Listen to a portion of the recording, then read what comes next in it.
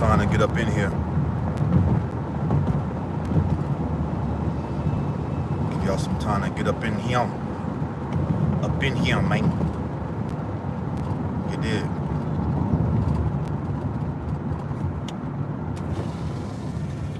You dig.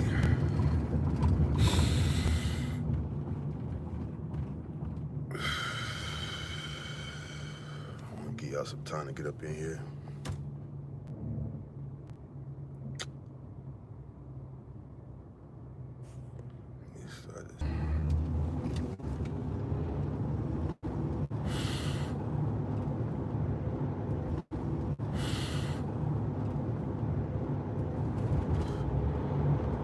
You know, I wish I could tell my children, go to school and everything will be all right. I wish I could tell my children that. I wish I could tell my children, work hard and get good grades and everything will be all right. I wish I could tell my children that. But if I told my children that, I would be lying to my children. And I'll be lying to my children because they would be able to look at their papa and say, Papa, you did all that, and we look at how you're living and how we're living, and it ain't all right. So, Papa, why are you lying to us, Papa? You went to school, Papa. You studied hard, Papa. You applied yourself, Papa. You work hard, Papa. But, Papa, we see that it didn't translate to us having a better life. So, Papa, why are you lying to us? And I will have to look at them and I will have to say, you know what? You're right. Your papa is lying to you.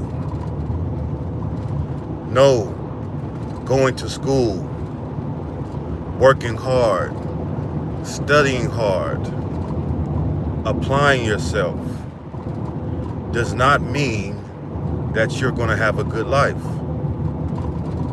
And the reality of the situation is that you can do everything right.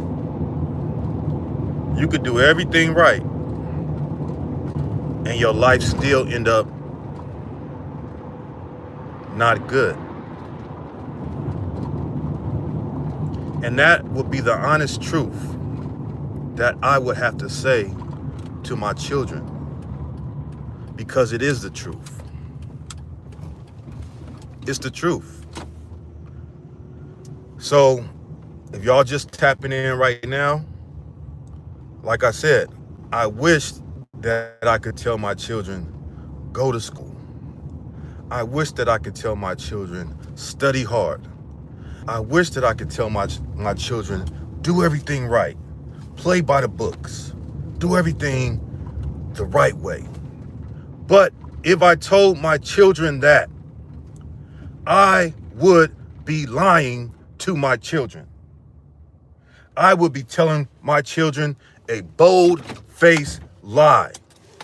And how would they be able to trust their father if their father is already starting a relationship off lying to them? No, I'm going to be completely transparent to my children.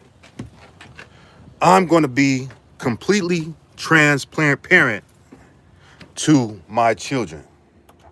I'm going to tell my children, you can do all that, and your life still may not turn out great. You can do all that. Because why? They say, Papa, why? Why, Papa? Why, if we work hard, if we apply ourselves, hold on, y'all, 1 second. Papa, why, Papa? Why, if we work hard and we apply ourselves, that we still won't make it? Because this is what your reality could be. This is what your reality could be. You see, this is the lie they give you. The lie they give you to keep you as a tool in the system. This is the lie. Go to school, study hard, get good grades, and you will be able to make it in life. And it's all a lie. It's all a lie. So I don't want to lie to my children. I want to tell my children the truth. I want to be transparent, so transparent with my children so that they would be able to take that information and decide based on that information what is the best route for them. What is the best route? Maybe the best route is to do outside of what the system wants them to do. Y'all getting it in real life.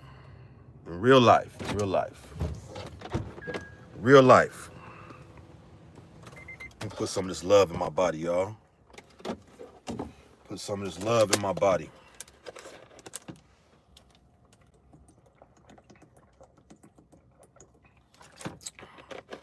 Some of this love. Damn, boy, why you playing that shit so loud? I might want to hear that shit. Let's see.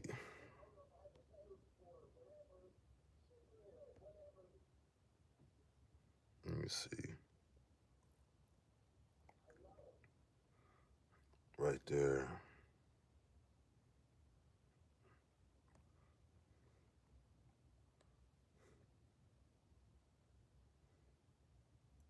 Yeah. I wish that I could lie to my children and tell them this lie. But it would be a lie. It would be a lie. Because last night,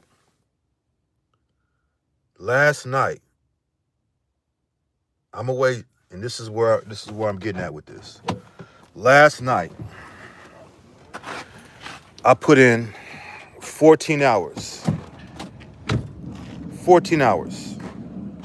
Actually, I put in 16 hours. 16 hours of work. And that 16 hours of work that I put in would translate to $200.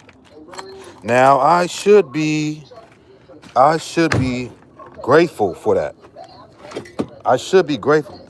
Damn, blood, take your shit off the speaker, man. The fuck, all that shit, though. That shit is like, come on, annoying. Come on, bro. Nigga got his shit on intercom mode. If y'all hear that in the background, my guy got his shit on intercom mode, man. Like, what the fuck is you doing, bro? Turn that shit down and roll your window up. You got that woman business all out in the open. She talking about her check and shit. Come on, bro. Bro, that I'm in the wrong. Okay. I'm off balance, y'all. Excuse me. That's what happens when you put in 14 hours of work. You put in 14 hours of work and you only get 4 hours of sleep. That's what happens. Turn that shit down, bro. This nigga got this shit on intercom speakers, super mode. What's up, y'all, man? But hey, man, I'm grateful. Like, look, let me say this. I guess you have to say, you got to be positive, and you got to say, I'm grateful, and I'm so happy, and I'm so blessed to be a wage slave.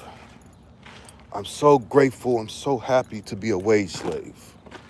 I'm so blessed that I'm a wage slave. You know, I guess you have to say that, right? Wrong. You don't have to say that. You don't have to say that. You can be truthful with yourself. You can be truthful with yourself and admit to your reality. And that's not being negative. If you are truthful with your situation and your reality, then what would happen naturally, if you remain truthful to yourself, you will naturally figure out a way to change it. If you remain truthful to yourself and your reality, the current reality that you're in, if you're broke and you pretend that you're not broke, if you're broke but you pretend that you're not broke, what's going to happen? You are never going to change the situation of you being broke. But if you say, hey, I'm broke, this is the reality, this is the situation, you're going to figure out a way how to get yourself out of. You're going to, like, I don't know what it is, but you're going to create this energy or whatever, like, to where you say, nah, I got to do something. You have to admit this, and you have to be real with yourself, and you have to kind of be uncomfortable. And so I know, and this is the thing, I know what they're doing to me is wrong. I know that they're exploiting me. I know that I'm being used and abused, and I'm not being compensated, but I'm supposed to be compensated. I know that they know that, hey, this guy's overqualified for this position, but he's still doing it. They know the reality that they have me in, but I want to remain uncomfortable. I want to remain uncomfortable in the situation. Yeah, I'm gonna keep coming in. I only got 5 hours of sleep, 4 hours of sleep. I just put in 16 hours of work, and I just had to turn back around and do it again. And I know I ain't getting paid adequately, but I'm gonna remain uncomfortable. I'm gonna remain uncomfortable because that's gonna force me into a mindset that I gotta get out of this shit. Think about my ancestors, right? On the plantation, on the plantations, when we were enslaved, you had the slaves that became comfortable, became complacent, right? They they said, hey man, master giving us master feeding us every day, master letting us in the house sometime, master giving us some clean clothes, master, master let us play off, dance on our off times for maybe an hour after 18 hours of work. Master treating us good. Master treating us good. And guess what? Those were the slaves that didn't became complacent with their situation and didn't want to do nothing to change, right? They didn't want to escape.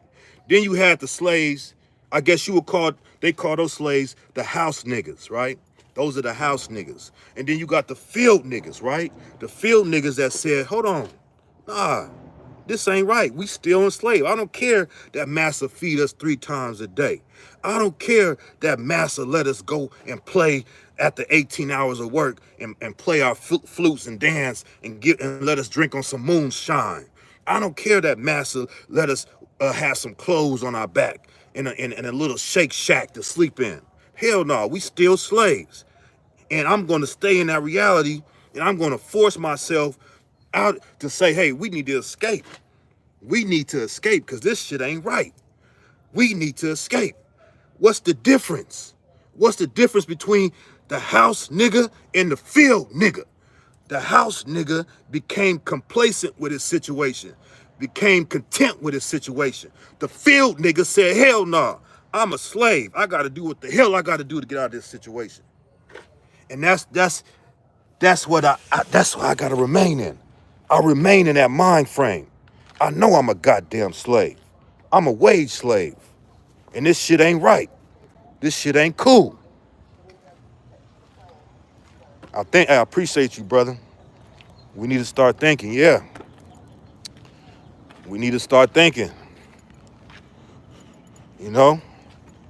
So I want to remain uncomfortable, man. I'm that field nigga. I'm out that house nigga. I'm that field nigga.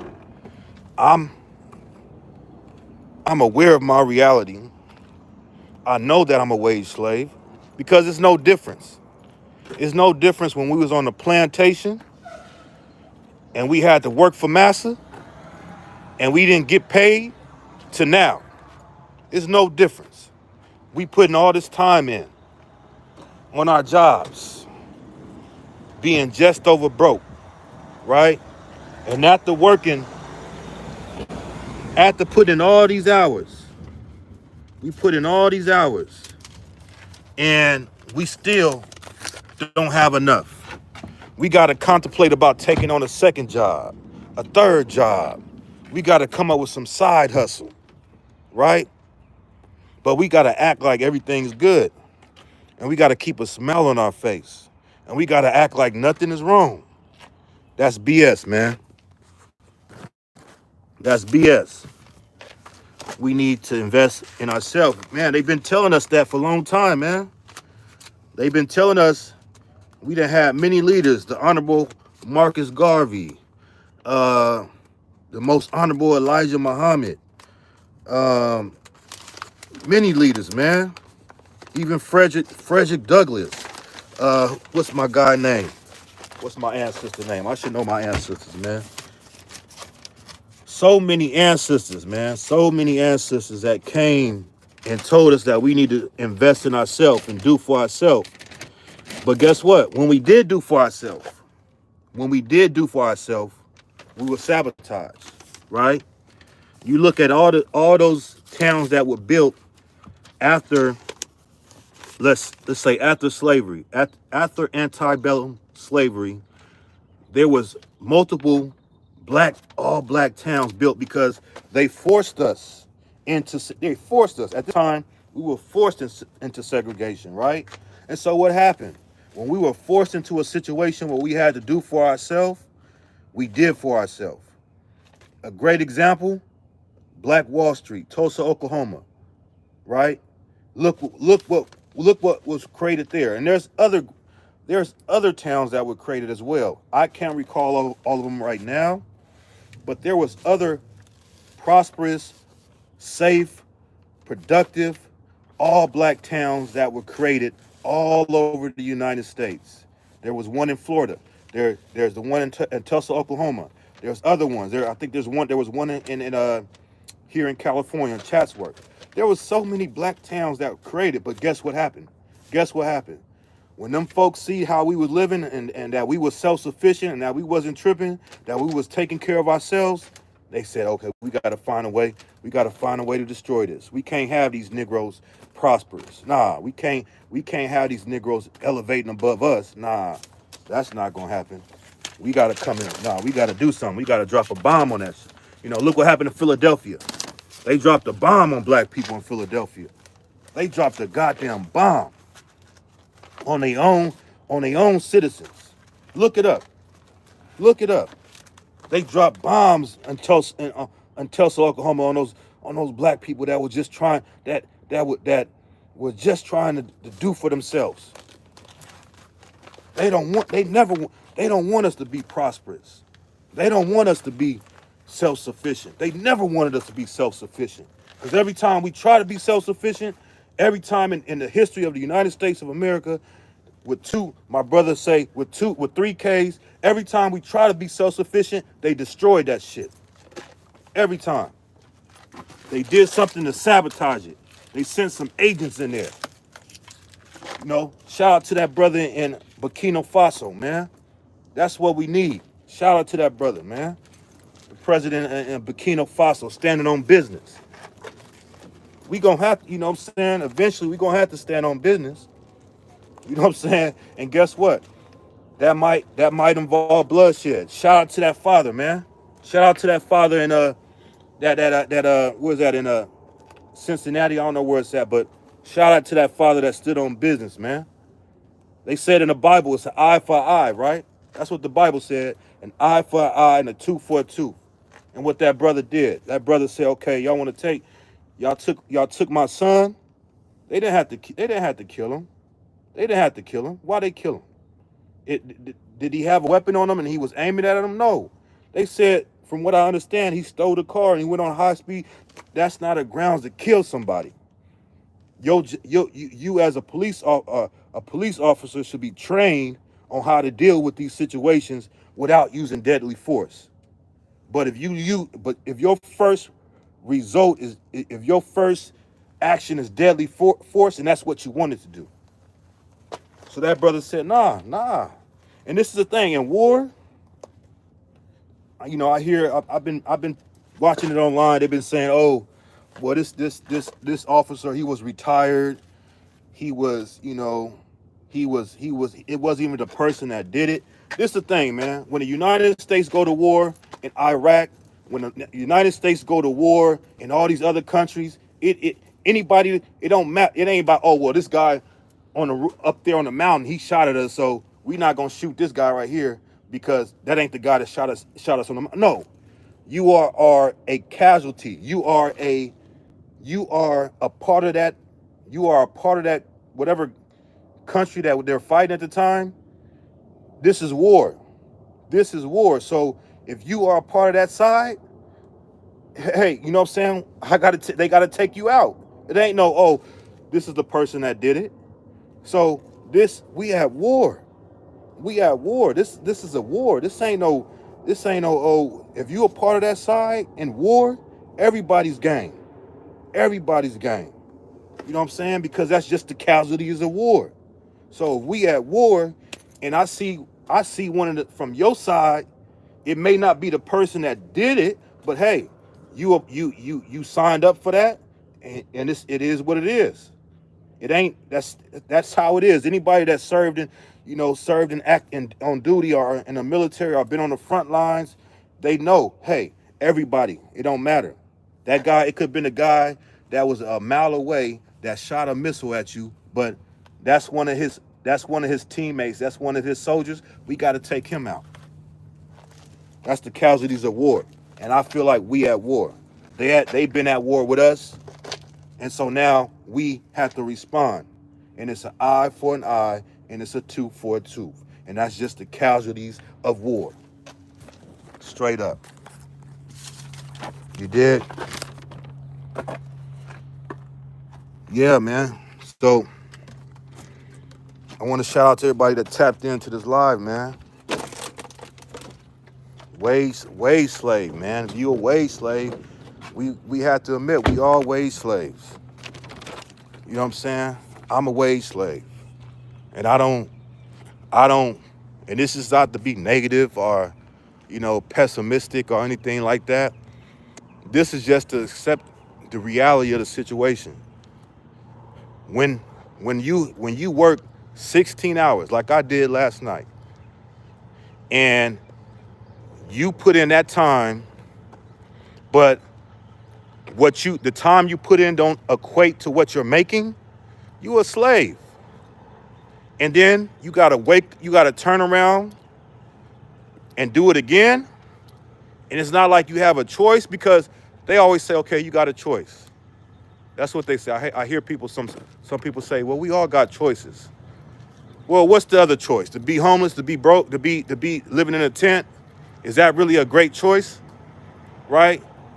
Is that really a great choice? Because yes, we do have choices, but the choices that we have are not always the greatest choice. Right? Because some people watch this video and they'll say, oh, if you don't like your job or whatever, well, just quit. And then what? And then what? Be out in the streets, in these cold streets, living in a tent under a bridge? Is that the alternative? So I don't get when people say that, like, oh, you got a choice. Like, yes, we got a choice. You got a choice in death too, right? You could choose. Death is a choice, right? Because shit, you could be in a situation where, I don't know, I mean, you could be in a war-torn situation or whatever, and maybe the torture and pain of being in that situation, maybe death is better than that, because nobody knows what is after death. I mean, nobody knows that. People can say, oh, they have these near-death experiences where they went into this realm and they saw a light and everything was peaceful. But guess what? I ain't met one person that had these near-death situations where they heart stopped beating or whatever and they were dead.